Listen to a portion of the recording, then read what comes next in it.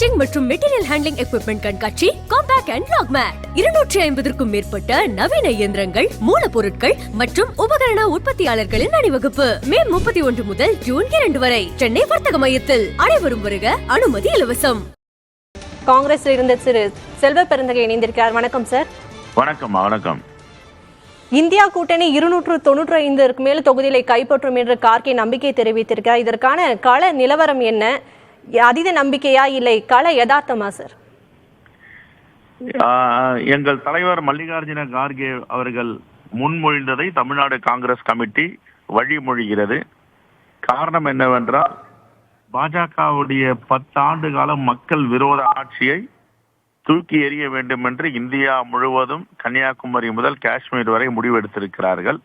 அந்த அடிப்படையில கடைசி கட்ட தேர்தல் இப்பொழுது நடந்து கொண்டு இருக்கிறது.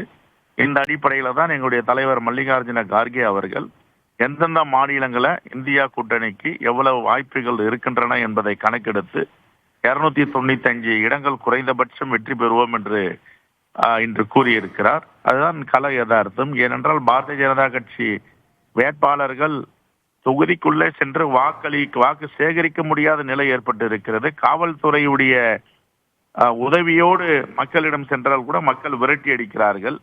இப்படி போன்ற பல மாநிலங்களில் இந்த நிகழ்வுகள் ஏற்பட்டிருக்கின்றன. ஆகவே வாஜ்பாய் அவர்களுக்கே ஒரு முறைதான் வாய்ப்பு தந்தார்கள். இந்திய தேசிய மக்கள் 2வது முறை வாய்ப்பு நிராகரிக்கப்பட்டது, படுதோல்வி அடைந்தார். அதே போன்று 3வது முறை எப்படியாவது வெற்றி பெற வேண்டும் என்று எல்லா வேலையும் முன்னெடுத்திருக்கின்ற மோடிக்கு வழி அனுப்பும் விழா இந்திய மக்கள் முடிவு செய்து கையில் எடுத்திருக்கிறார்கள். இந்த முடிவை 4ஆம் தேதி அன்று நாம் பார்ப்போம்.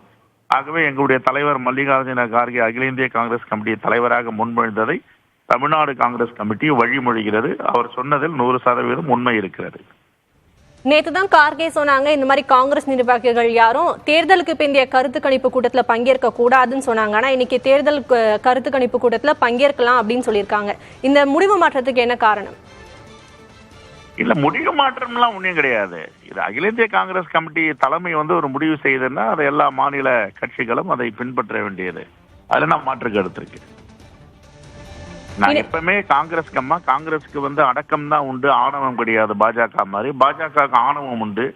எது எடுத்தறிஞ்சு பேசுவாங்க, பத்திரிகையாளருக்கு எதிராக பேசுவாங்க, ஊடகங்களுடைய மீடியா சந்திப்புலலாம் உங்களுக்கு என்ன பாரதிய ஜனதா கட்சி தலைவர்கள் எப்படிலாம் ரியாக்ட் பண்ணுவாங்கன்னு தெரியும்.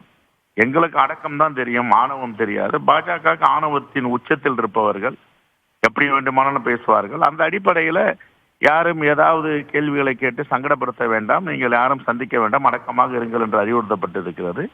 இப்பொழுது அகில இந்திய காங்கிரஸ் கமிட்டி தலைமை என்ன முடிவு செய்திருக்கிறதோ நாங்கள் நடைமுறைப்படுத்துவோம். நன்றிம்மா. நன்றி. நன்றி சார். இணைப்பில் வந்து கருத்துக்களை பகிர்ந்தமைக்கு நன்றி சார். பேக்கேஜிங் மற்றும் மெட்டீரியல் ஹேண்ட்லிங் எக்யூப்மெண்ட் கண்காட்சி காம்பேக்ட் அண்ட் லாக் மேட் 250க்கும் மேற்பட்ட நவீன இயந்திரங்கள், மூலப்பொருட்கள் மற்றும் உபகரண உற்பத்தியாளர்களின் அணிவகுப்பு மே 31 முதல் ஜூன் 2 வரை சென்னை வர்த்தக மையத்தில். அனைவரும் வருக, அனுமதி இலவசம்.